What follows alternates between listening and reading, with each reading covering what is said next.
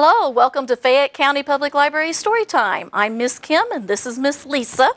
Our first book today is So Say the Little Monkeys. They say a lot of things in this story.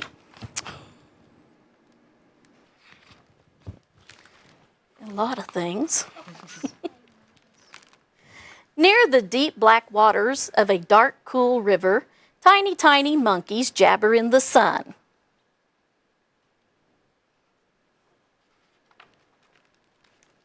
They swing wee over here. They swing wee over there. They sing jibba jibba jabba as they jump and run. Jump jabba jabba, run jabba jabba. Tiny, tiny monkeys having fun.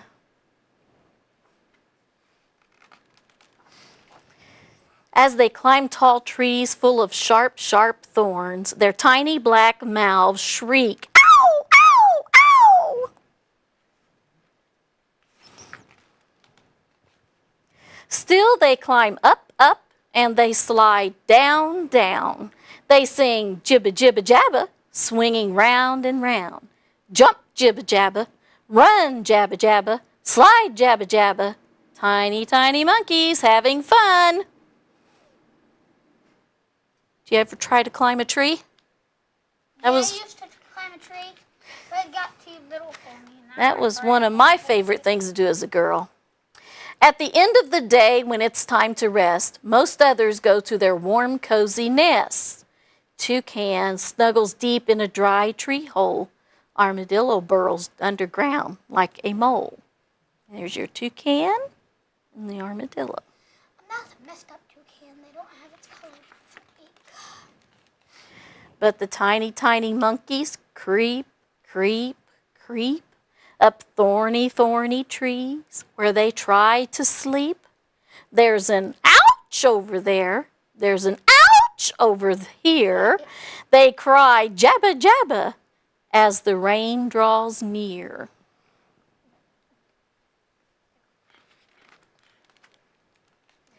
Comes the rain, plinka, plinka. Comes the wind, woo-ah, woo-ah. Ee-yi! Cry the monkeys. It's cold out here. Tiny, tiny monkeys, soaked to the bone, chatter to each other. Let's build us a home.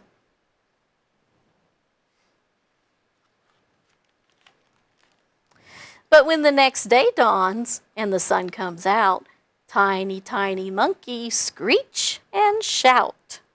Do they look like they're building a home? They swing wee over here. They swing wee over there. They sing jibba jibba jabba as they jump and run. Jump jabba jabba, run jabba jabba, slide jabba jabba, screech jabba jabba, shout jabba jabba. Tiny, tiny monkeys having fun. Then one monkey says, "Let's gather wood." "Yes, yes," howl the others. "We really should." With a leap and a shriek, they pick, pick, pick a leaf or a twig or a fat, fat stick. But when two monkeys find ripe bananas in a bunch, all the tiny monkeys stop and munch, munch, munch. All the bananas. They swing wee over here. They swing wee over there. They sing jibba jibba jabba as they jump and run. Jump jabba jabba, run jabba jabba, slide jabba jabba, screech jabba jabba, shout jabba jabba, munch jabba jabba. Tiny, tiny monkeys having fun. Night falls again as the sun goes down, and they huddle all together when the rain starts to pound. Comes the rain, plinka, plinka. Comes the wind, whoo-ah, whoo-ah. Comes the jaguar, grrrah, grrrah. Monkeys, run, run, run.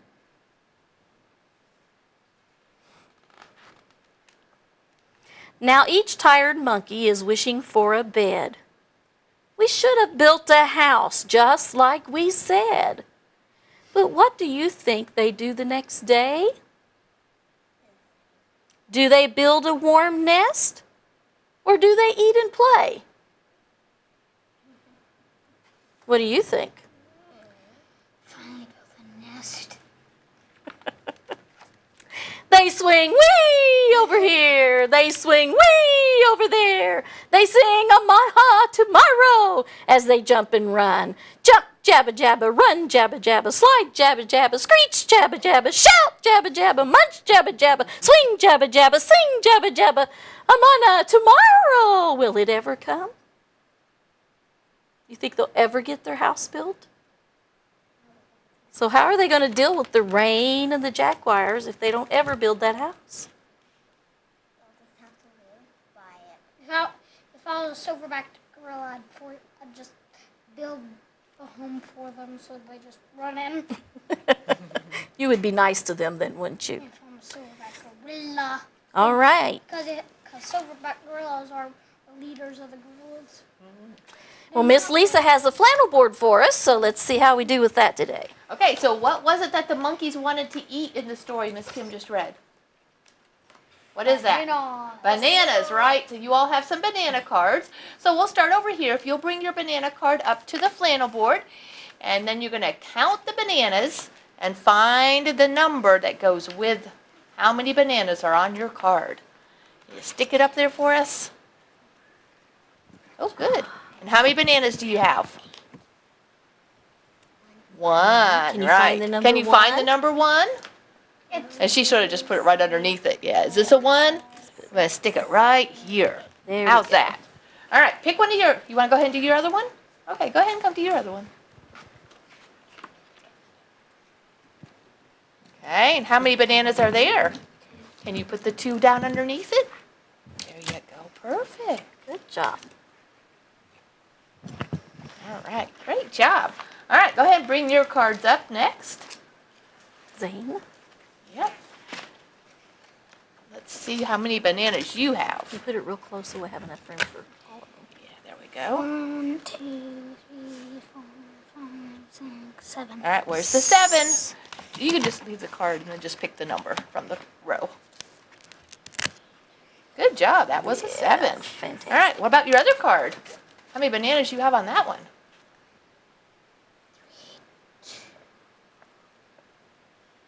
5. That's right. 3, 2. Okay, so 3, 2 stick is it up 5. there. Real close to the other one. There you go. 3, 2 is 5. That's right. Good All right. job. I do math.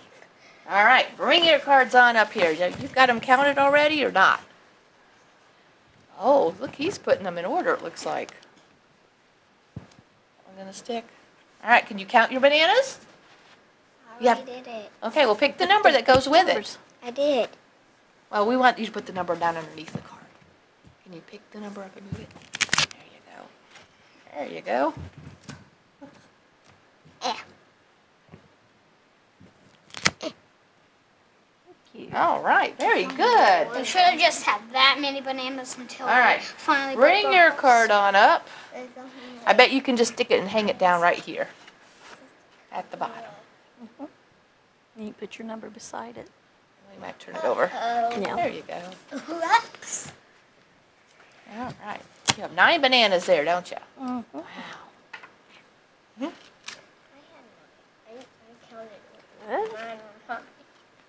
How many bananas there? 3. That's right. Ooh, That's a lot of bananas, right? There's no 4. There is no 4. there is no 4. But that was a lot of bananas. You guys did very, very well. Why is there no 4? It was trickier that way. Yeah.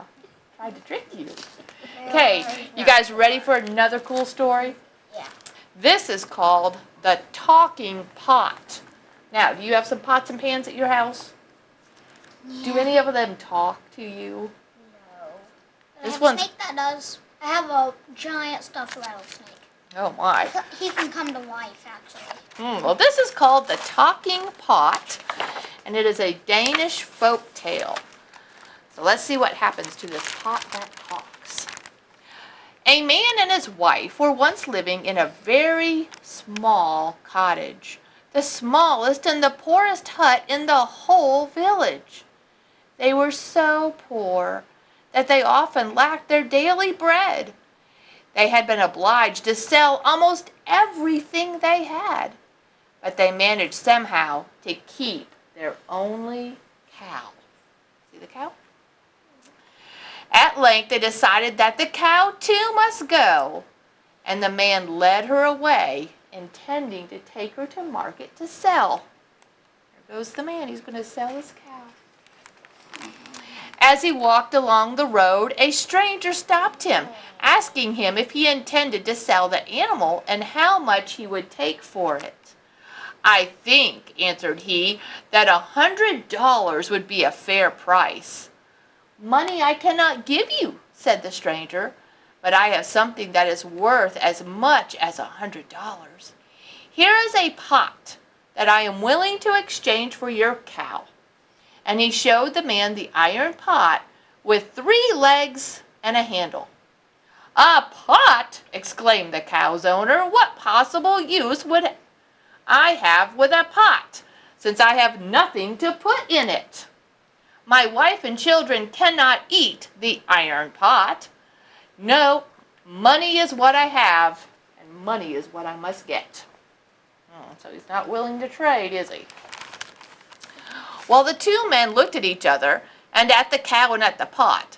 The 3-legged thing suddenly began to talk. "Just take me," he said. The poor man thought that if the pot could speak, no doubt it could do more than that, and so he closed the bargain. He took the pot and returned home with it, left the cow with the other man. This is just like Jack and the Beanstalk. You think? You better just keep watching. We'll see if you're right. When he reached his hut, he first went to the stall where the cow had been tied, for he was afraid to appear before his wife. He tied the pot to the manger and went into his hut and asked for something to eat because he was so hungry from his long walk. "Well," said the wife, "did you make a good bargain at the market? Did you get lots of money for our cow?" "Yes," he said, "the price was fair enough." "That's good," she said, "the money will help us a long time." "No," he sighed, "I didn't get money for my cow." "Dear me," she cried, "what did you receive?" He told her to go out and look into the cow's stall. What do you think she's going to say when all she sees is a pot? As soon as the woman learned that the 3-legged pot was all that had been paid to him for the cow, she scolded her husband. "You are a blockhead," she cried. "I wish I myself had taken the cow to the market. I have never heard of such foolishness." And she went on and on and on. But suddenly the pot shouted out, "Clean me and put me by the fire." The woman opened her eyes in wonder. And now it was her turn to think that, well, if a pot could talk, no doubt it could do more than that. And so she cleaned it and washed it carefully and put it by the fire. "I skip, I skip," cried the pot. "How far do you skip?" asked the woman. "To the rich man's house, to the rich man's house," it answered. And it ran away from the fireplace, out the door, across the yard, up the road, as fast as its 3 little legs could carry it. What's it going to do at the rich man's house? Why is it running away? The rich man, who had never shared anything with the poor at all, lived not very far away. His wife was baking bread when the pot came running in and jumped up on the table. "Aha!" exclaimed the woman. "Isn't this wonderful? I need you, pot, for the pudding I'm baking." So right then she began to heap all kinds of good things into the pot. Flour and sugar and butter and raisins and almonds and spices and so on. And the pot took it all with good will. At length the pudding was made. But when the rich man's wife reached for the pudding, intending to put it on the stove, tap, tap, tap went the 3 little legs, and the pot stood up and walked right out the door. "Oh, dear me, where are you going with my pudding?" asked the woman. "To the poor man's house, to the poor man's house," said the pot, and it ran down the road at great speed. So now what's the poor man going to have tonight? Something to eat, right? When the poor couple saw the pot skipping back to them with the pudding in it, they rejoiced. The man lost no time in asking his wife whether the bargain did not seem to be an excellent one now after all. "Well, yes," she agreed, and she was very pleased and contented. They're all having a very good dinner tonight, aren't they? The very next morning, the pot cried out again, "I skip, I skip." "How far do you skip?" they asked. "To the rich man's barn, to the rich man's barn," it shouted, running up the road. When it arrived at the barn, it hopped through the doorway. "Look at the black pot," the man cried, who was threshing the wheat. "Now let's see how much this pot will hold." And they poured a bushel of wheat into the pot, but it didn't seem to fill up. Another bushel was in, and there still seemed to be more room. And when every grain of wheat had been given to the pot, it seemed capable of holding no more. Okay, so they're filling the pot and filling the pot and filling the pot and filling the pot with lots and lots of wheat, aren't they? Now, what do you do with wheat? Anybody know? You bake things with it, don't you? You make bread and cookies. But when there was no more wheat to be found, the 3 short little legs began to move. And when the men looked around, the pot had left the barn and was headed to the gate. "Stop, stop," they cried. "Where are you going with all of our wheat?" Look, all they have is empty sacks. "To the poor man's house, to the poor man's house," replied the pot, speeding down the road, leaving the men behind in total disbelief. The poor people, though they were delighted, the wheat they received was enough to feed them for a whole year. Look at that, muffins and cookies and pies and bread. Now on the 3rd morning, the pot again skipped up the road. It was a beautiful day, and the sun shone so brightly that the rich man had spread all of his gold coins on the table. He was drying them out in the sunshine because some of them had begun to mold. All at once, the pot stood up on the table next to him. He was counting his coins, as, rich people like to do. And although he could not imagine where this black pot had come from, he thought it would make a fine place to store all of his money. And so he threw handfuls of coins, one right after the other, until the pot held all of his coins. So what's going to happen? At that very moment, the pot jumped up from the table and right out the window. "Wait, wait," shouted the man. "Where are you going with all my money?" "To the poor man's house, to the poor man's house," said the pot, skipping down the road with all the money jingling inside it. In the center of the poor man's house, it stopped. And when the owner saw the unexpected treasure, they cried out. They were so happy. "Clean me and wash me," said the pot, "and put me aside." The very next morning, the pot announced again it was ready to skip. "How far are you going to skip?" asked the man and his wife. "To the rich man's house, to the rich man's house." And so it ran up the road again, never stopping until it reached the rich man's kitchen. Now the man happened to be there all by himself this time.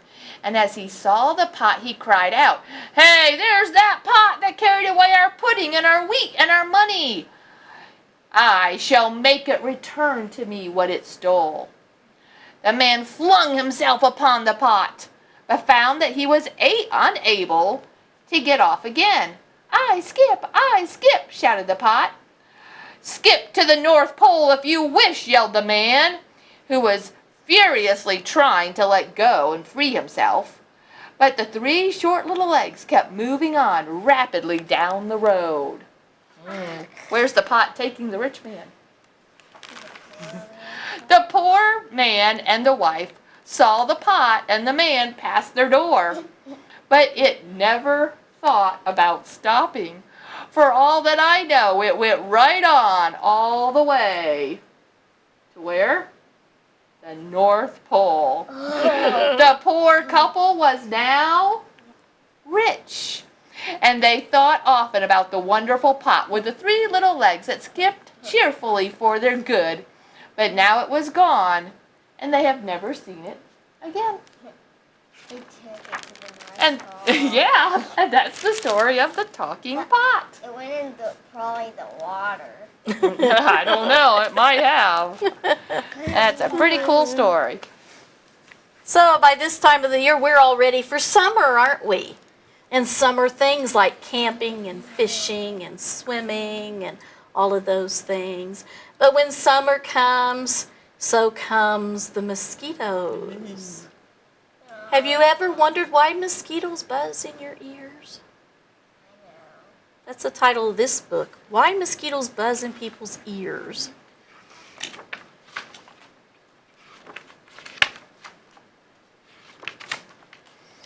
One morning a mosquito saw an iguana drinking at a water hole.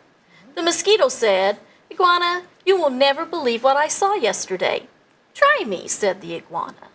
The mosquito said, "I saw a farmer digging yams that were almost as big as I am." "What's a mosquito compared to a yam?" snapped the iguana grumpily. "I would rather be dead than listen to such nonsense." Then he stuck 2 sticks in his ears and went off, mick, mick, mick, through the reeds. The iguana was still grumbling to himself when he happened to pass by a python. The big snake raised his head and said, "Good morning, iguana." The iguana did not answer but lumbered on, bobbing his head. Badaman, badaman. "Now why won't he speak to me?" said the python to himself. "Iguana must be angry about something. I'm afraid he is plotting some mischief against me." He began looking for somewhere to hide. The first likely place he found was a rabbit hole, and in it he went. Wassa-woosa, wassa-woosa, wassa-woosa. When the rabbit saw the big snake coming into her burrow, she was terrified. She scurried out through her back way and bounded, crick, crick, crick, across the clearing. There's two heads on that. A crow saw the rabbit running for her life. He flew into the forest crying, "Caw, caw, caw!" It was his duty to spread the alarm in case of danger. A monkey heard the crow. He was sure that some dangerous beast was prowling near. He began screeching and leaping, killy-willy, through the trees to help warn the other animals. As the monkey was crashing through the treetops, he happened to land on a dead limb. It broke and fell to an owl's nest, killing one of the owlets. Oh, that's sad.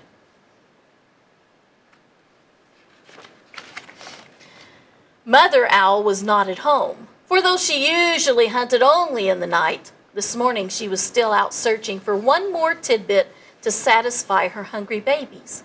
When she returned to the nest, she found one of them dead. Her other children told her that the monkey had killed it. All that day and all that night she sat in her tree. So sad, so sad, so sad. Now it was Mother Owl who woke the sun each day so that the dawn could come. But this time, when she should have hooted for the sun, she did not do it. The night grew longer and longer. The animals of the forest knew it was lasting much too long. They feared that the sun would never come back. At last, King Lion called a meeting of the animals.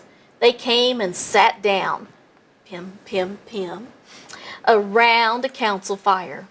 Mother Owl did not come, so the antelope was sent to fetch her. When she arrived, King Lion asked, "Mother Owl, why have you not called the sun? The night has lasted long, long, long, and everyone is worried." Mother Owl said, "Monkey killed one of my owlets. Because of that, I cannot bear to wake the sun." The king said to the gathered animals, "Did you hear? It was the monkey. It was the monkey who killed the owlet, and now the mother owl won't wake the sun so that the day can come." Then King Lion called the monkey. He came before him nervously, glancing from side to side. Rim, rim, rim, rim. Monkey, said the king, why did you kill one of Mother Owl's babies? Oh, king, said the monkey, it was the crow's fault. He was calling and calling to warn us of danger, and I went leaping through the trees to help. A limb broke under me, and it fell, on the owl's nest. The king said to the council, so it was the crow who alarmed the monkey who killed the owlet, and now Mother Owl won't wake the sun so that the day can come. Then the king called for the crow. The big bird came flapping up. He said, King Lion, it was the rabbit's fault. I saw her running for her life in the daytime. Was it that reason enough for us to spread an alarm? The king nodded his head and said to the council, so it was the rabbit who startled the crow, who alarmed the monkey, who killed the owlet, and now Mother Owl won't wake the sun so that the day can come. Then King Lion called the rabbit. The timid little creature stood before him, one trembling paw drawn up uncertainly. Rabbit, cried the king, why did you break the law of nature and go running in the daytime? Oh, king, said the rabbit, it was the python's fault. I was in my house minding my own business when that big snake came in and chased me out. The king said to the council, so it was the python who scared the rabbit, who startled the crow, who alarmed the monkey, who killed the owlet, and now the Mother Owl won't wake up the sun so that the day can come. King Lion called the python, who came shifting wasu, wasu, wasu, wasu, past the other animals. But king, he cried, it was the iguana's fault. He wouldn't speak to me, and I thought he was plotting some mischief against me. When I crawled into the rabbit's hole, I was only trying to hide. The king said to the council, so it was the iguana who frightened the python, who scared the rabbit, who startled the crow, who alarmed the monkey, who killed the owlet, and now Mother Owl won't wake the sun so that the day can come. Now the iguana was not at the meeting, for he had not heard the summons. The antelope was sent to fetch him. All the animals laughed when they saw the iguana coming, bataman, with the sticks still stuck in his ears. King Lion pulled out the sticks. Run up. Then he asked, Iguana, what evil have you been plotting against the python? None at all, cried the iguana. Python is my friend. Then why wouldn't you say good morning to me? Droned the python. I didn't hear you or even see you, said the iguana. Mosquito told me such a big lie I couldn't bear to listen to it, so I put sticks in my ears. Naga, naga, naga, laughed the lion. So that's why you had sticks in your ears. Yes, said the iguana, it was the mosquito's fault. King Lion said to the council, so it was the mosquito who annoyed the iguana, who frightened the python, who scared the rabbit, who startled the crow, who alarmed the monkey, who killed the owlet, and now Mother Owl won't wake the sun so the day can come. Punish the mosquito! Punish the mosquito! Cried all the animals. When Mother Owl heard that, she was satisfied. She turned her head toward the east and hooted, hoo, hoo, hoo, and the sun came up. Meanwhile, the mosquito had listened to it all from a nearby bush. She crept under a curly leaf, and was never found and brought before the council. But because of this, the mosquito has a guilty conscience. To this day, it goes around whining in people's ears, zee, zee, is anyone still angry at me? And when she does that, she gets an honest answer. Do you know what answer she gets? Smack. That's what we do, don't we? Oh, we are so happy you joined us today for story time. Please sure to stop by the library and pick up your packet. And don't forget to sign up for summer reading.